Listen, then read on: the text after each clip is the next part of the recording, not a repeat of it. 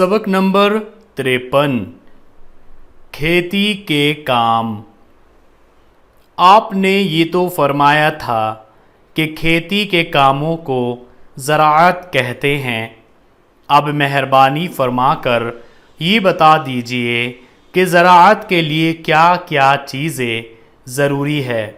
सुनो। ज़मीन। अव्वल तो बड़ी चीज़ ज़मीन है। जो ज़मीन ना हो तो खेत कहाँ बनाए। अगर खेत ना हो तो गल्ला जिसके खाने पर हमारी ज़िंदगी का मदार है क्यों कर पैदा हो। हल ये भी ज़रूरी औज़ार है जिसके ज़रिए से खेत जोत कर मिट्टी को मुलायम करते हैं। जमी जमाई सख्त मिट्टी में बीज नहीं बोया जा सकता। अगर हल ना हो तो तुम ही बताओ खेत क्यों कर जोतें। सरावन। इस औज़ार से जोते हुए खेत के ढेले टूट फूट कर मिट्टी बारीक होती है। ऊंची नीची मिट्टी बराबर होकर दब जाती है और खेत चौरस बन जाता है। बैल। ये तो बहुत ही बड़ा मददगार है। जो बैल ना हो तो हल और सरावन कौन चलाए। बीज बोने के लिए खेत क्यों कर तैयार हो। बीज असल चीज़ ये है जिससे नया पौधा पैदा होता है। जो बीज ही ना हो तो बोएं क्या खाक, फिर तो सब चीज़ें बेकार है। जुताई, बुआई, सिंचाई, निराई, कटाई, मुड़ाई यानी गाहना और ओसाई ये सब ज़राअत के काम हैं जो ज़मीन से पैदावार हासिल करने के लिए किए जाते हैं। हल और जुताई। लो देखो, ये हल है जिससे खेत की जुताई करते हैं। सारा हल लकड़ी का बना हुआ है। सिर्फ ये फार लोहे की है जिसकी नोक ज़मीन में धंसती है। ये तो बताइए हल क्यों कर चलाते हैं। आओ तुमको हल चलाकर दिखाएं।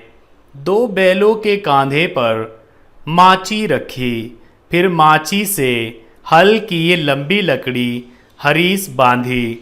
हल की मुठिया हाथ में पकड़कर बैलों को सीधा हाँक दिया।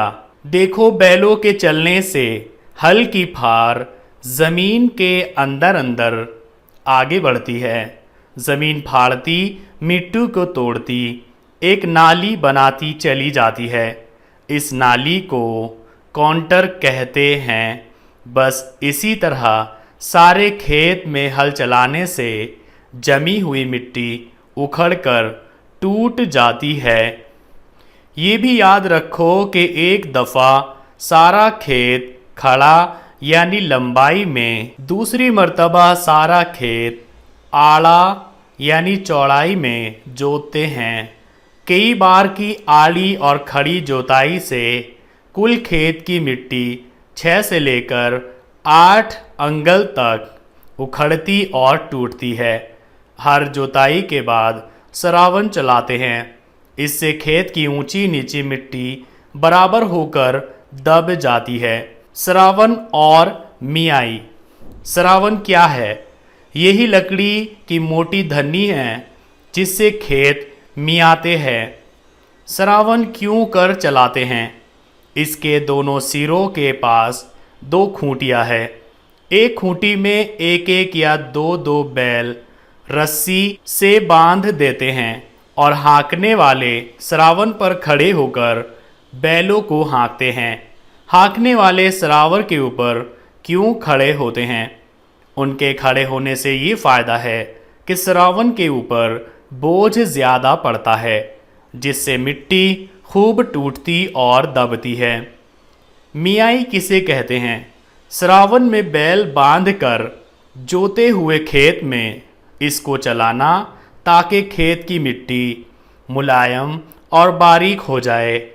इस काम को मियाई कहते हैं। ये बताइए कि मियाई से क्या फ़ायदा है? मियाई से खेत के ढेले टूटते और मिट्टी बारीक होती है। ऊंची जगह की मिट्टी खिसक कर नीची जगह आ जाती है और खेत चौरस बन जाता है और मिट्टी दब जाती है। मिट्टी को पहले उखेड़ना फिर दबाना, इससे क्या हासिल? मिट्टी के उखेड़ने से तो ये मतलब है कि वो रेज़ा रेज़ा और बारीक हो जाए। फिर दबा देने से ये फ़ायदा है कि खेत की रतूबत या तरी जल्दी नहीं सूखने पाती। खेत को बार बार जोतने और मियाने से खेत की मिट्टी रस पर आती है और खेत बीज बोने के वास्ते तैयार हो जाता है। बैल, बताओ ये क्या जानवर है? ये तो बैल है। देखो क्या खूबसूरत और मेहनती जानवर है। मेहनती जानवर जैसे बैल, गाय, भैंसे मवेशी कहलाते हैं। मवेशी ज़राअत के क्या क्या काम करते हैं? हल चलाते हैं जिससे हमारे खेतों की जमी हुई मिट्टी टूटती और उखड़ती है। सरावन चलाते हैं जिससे बोए हुए खेतों की मिट्टी टूटकर बारीक होती और दबती है, खेत चौरस हो जाता है। मवेशी कुएं से पानी खींचते हैं जिससे हमारे बोए हुए खेतों के पौधों की सिंचाई होती है और वो अपनी खाद पानी ही के साथ ज़मीन से चूसते हैं। मवेशी और भी बहुत से काम ज़राअत के करते हैं।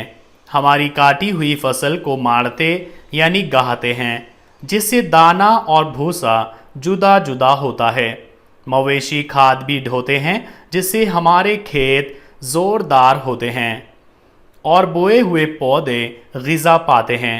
हमारी गाड़ियाँ और बहेलियाँ भी खींचते हैं। जो मवेशी ना हो तो हमारे बहुत से काम मुअत्तल रहे। बीज और बुआई, तुम बता सकते हो बीज क्या चीज़ है? बीज दाने हैं जो फलों के अंदर होते हैं। उनके बोने से नया पौधा उगता है। अच्छा, बुआई किसे कहते हैं? बीज को नरम व बारीक मिट्टी में दबा देना बुआई कहलाता है। बीज बोने के क्या क्या तरीक़े हैं? एक तो इस तरह बोया जाता है कि तैयार खेत में बीज को हाथ से छेट दिया और हल चलाकर मिट्टी में दबा दिया। इसको छेटवां बुआई कहते हैं। मगर ज़्यादातर इस तरह बोते हैं कि तैयार खेत में एक आदमी तो हल चलाता है, दूसरा आदमी हल के पीछे काउंटर में बीज डालता जाता है। इसको काउंटरवा बुआई या हल के पीछे बुआई कहते हैं। सबसे बेहतर तरीक़ ये है कि सीधी कतारों में बीज बोया जाए। अव्वल हल चलाकर खेत में सीधी काउंटरें बनाएं और बराबर दूरी पर बीज को हाथ से डालते चले जाओ। फिर सरावन चलाकर खेत की मिट्टी बराबर करो। इसको लैन की बुआई कहते हैं। नाई हल से भी बीज खूब बोया जाता है। इसके सिवा और भी औजार हैं जिनसे बीज अच्छी तरह बो सकते हैं।